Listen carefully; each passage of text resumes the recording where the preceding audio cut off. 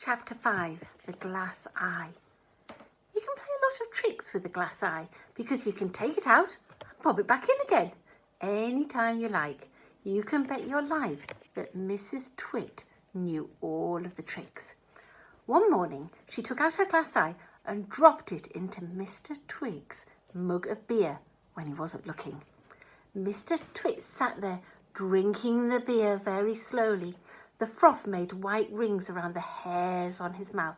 He wiped the froth with his sleeve and put it on his trousers. "You're plotting something," Mrs. Twit said, keeping her back turned so that he wouldn't see that she'd taken out her glass eye. "Whenever you go quiet like this, I know very well that you're plotting something." Mrs. Twit was right. Mr. Twit was plotting away like mad. He was trying to think up really nasty tricks that he could play on his wife that very day. "You'd better be careful," Mrs. Twit said, "because when I see you starting to plot, I watch you like a wombat." "Oh, shut up, you old hag," Mr. Twit said. He went on drinking his beer, and his evil mind kept working away on the latest horrid trick he was going to play on the old woman. Suddenly, as Mr. Twit dripped the last drop of beer down his throat, he caught sight of Mrs. Twit's awful eyes staring at him from the bottom of the mug, and it made him jump. "I told you I was watching you," cackled Mrs. Twit. "I've got eyes everywhere, so you better be careful."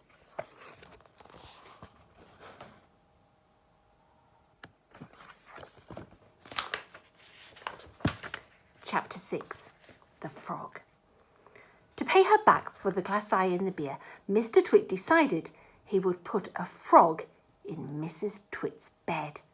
He caught a big one down by the pond and carried it back secretly in a box.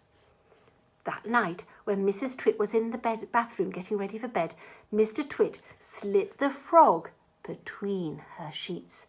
Then he got into his own bed and waited for the fun to begin. Mrs. Twit came back and climbed into her bed and put out the light. She lay there in the dark, scratching her tummy. Her tummy was itching. Dirty old hags like her always have itchy tummies. Then, all at once, she felt something cold and slimy crawling over her feet. She screamed, "Ah!" "What's the matter with you?" Mr. Twit said. "Help!" screamed Mrs. Twit, bouncing about. "There's something in my bed!"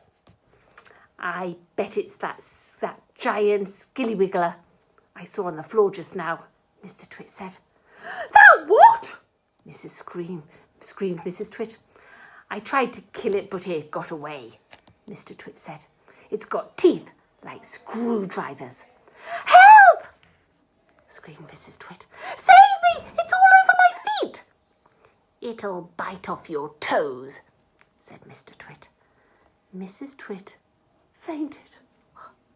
Mr. Twit got out of bed and fetched a jug of cold water. He poured the water all over Mrs. Twit's head to revive her. The frog crawled up from under the sheets to get near the water. It started jumping around the pillow.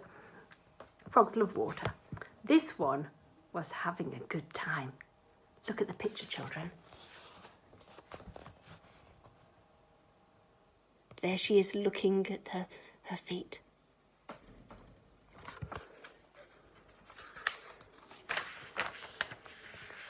When Mrs. Twit came to, the frog had just jumped onto her face. This was not a nice thing to happen to anyone at night, and she screamed again. "Ah!" "By goodness, it's the giant skillywiggler," Mr. Twit said.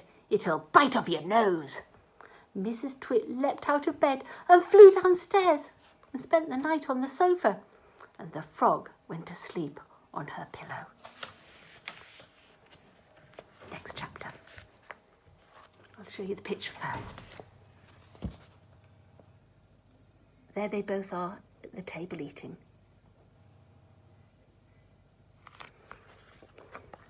This chapter's called The Wormy Spaghetti. The next day, To pay Mr. Twit back for the frog trick, Mrs. Twit sneaked into the garden and she dug up some worms. She chose big long ones and put them in a tin and carried the tin back to the house under her apron. At 1 o'clock, she cooked spaghetti for lunch and she mixed the worms up with the spaghetti, but only on her husband's plate. The worms didn't show because everything was covered with tomato sauce and sprinkled with cheese. "Hey, my spaghetti's moving," Mr. Twit cried, poking it around with his fork. It's a new kind," Mrs. Twit said, taking a mouthful from her own plate, which of course had no worms. It's called squiggly spaghetti. It's delicious. Eat it up while it's nice and hot." Mr. Twit started eating, twisting the long tomato-covered strings around his fork and shoveling them into his mouth. Soon there was tomato sauce all over his hairy chin. "It's not as good as the ordinary kind," he said, taking a mouthful. "It's too squishy."